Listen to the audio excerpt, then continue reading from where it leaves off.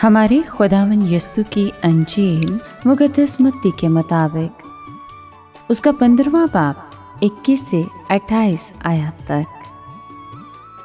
एक दिन यीशु जनासरत से रवाना होकर सूर सैदून के इलाके में गया, और देखो, एक कनानी औरत जो उस मुल्क की थी पुकारते हुए कहने लगी कि ए खुदावंद, दाऊद के बेटे, मुझ पर रहम कर, मेरी बेटी को एक बदरू बुरी तरह से सताती रहती है। मगर उसने उसे कुछ जवाब न दिया। तब उसके शागिर्दों ने पास आकर उसकी मिन्नत की और कहा कि उसे रुखसत कर, क्योंकि वो हमारे पीछे चिल्लाती है। उसने जवाब में कहा कि मैं इस्राएल के घराने की खोई हुई भेड़ों के सिवा और किसी के पास नहीं भेजा गया। लेकिन वो आई और उसे सिजदा करके कहा, ए खुदावन, मेरी मदद कर। उसने जवाब में कहा कि बच्चों की रोटी लेकर पिल्लों को डाल देनी मुनासिब नहीं। तो उसने कहा, सच है ए खुदावन, क्योंकि पिल्ले भी उन टुकड़ों से खाते हैं जो उनके मालिकों की मेज से गिरते हैं। इस पर यीशु ने जवाब में उससे कहा, ए औरत, तेरा ईमान बड़ा है, जैसा तू चाहती है तेरे लिए वैसा ही हो। और उसी घड़ी उसकी बेटी ने शिफा पाई। पाक कलाम के पढ़े और सुने जाने पर खुदावंद की बरकत हो, खुदा का शुक्र हो।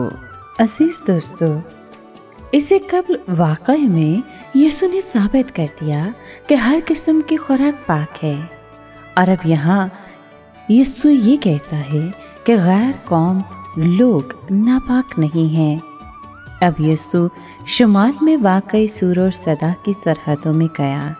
इस इलाके को सूर नफीके भी कहते हैं। वो एक घर में दाखिल हुआ और ना चाहता था कि कोई जाने, लेकिन उसकी शोहरत उससे पहले वहां पहुंच चुकी थी। जल्द ही लोगों को उसकी मौजूदगी का इल्म हो गया और एक गैर कौम औरत उसके पास आकर अपनी बदरू गरिफ्ता बेटी के लिए दरख्वास्त करने लगी। हम इस हकीकत पर जोर देंगे कि वो यूनानी थी, यहूदी नहीं थी। यहूदी खुदा की बरगज़ीदा कौम थी और खुदा के हुजूर में खास एहसास और मकाम रखते। उसने उनके साथ नहायत बड़े और आला वादे कर रखे थे। अपना कलाम उनके सुपुर्द किया था और पहले ख़ैमे इज्तिमा में और बाद में हैकल में उनके दरमियान सुकूनत करता था। इसके बरक्स गैर कौम लोग इस्राएल की सल्तनत से खारिज और वादे के अहदों से नावाकिफ, नाउमीद और दुनिया में खुदा से जुदा थे। खुदावंद यीशु पहले इस्राएली कौम के पास आया था। उसने खुद को बतौर बादशाह कौम के सामने पेश किया। खुशखबरी पहले इस्राएल के घराने को सुनाई गई। ये बात समझना ज़रूरी है ताकि हम ये समझ सकें कि उसने सूरनफी की औरत से जो सलूक किया उसका पस मंज़र क्या है। जब उसने दरख्वास्त की कि यीशु बदरू को उसकी बेटी में से निकाले, तो लगता है कि उसने दरख्वास्त नामंजूर कर दी। यीशु ने कहा, पहले इस्राएलियों को सैर होने दो, और ये भी कि रोटी लेकर कुत्तों यानी गैर कौम वालों को डाल देना अच्छा नहीं। उसका जवाब इनकार नहीं था। उसने कहा था कि पहले इस्राएलियों को सैर होने दो। ये लफ्ज़ बहुत सख्त मालूम होते हैं। दरअसल इनसे उसकी तौबा और ईमान का इम्तिहान करना मकसूद था।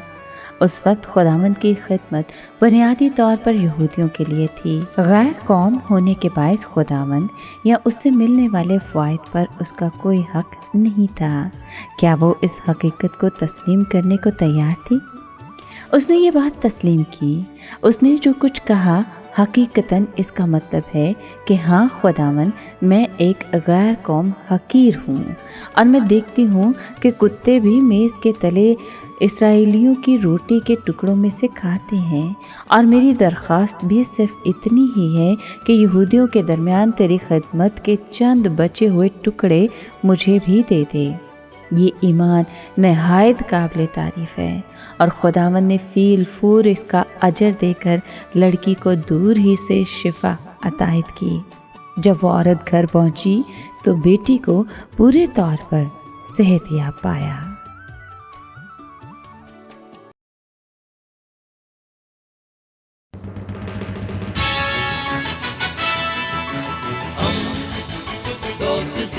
پیمبر ریڈیو ویریتاس ایشیا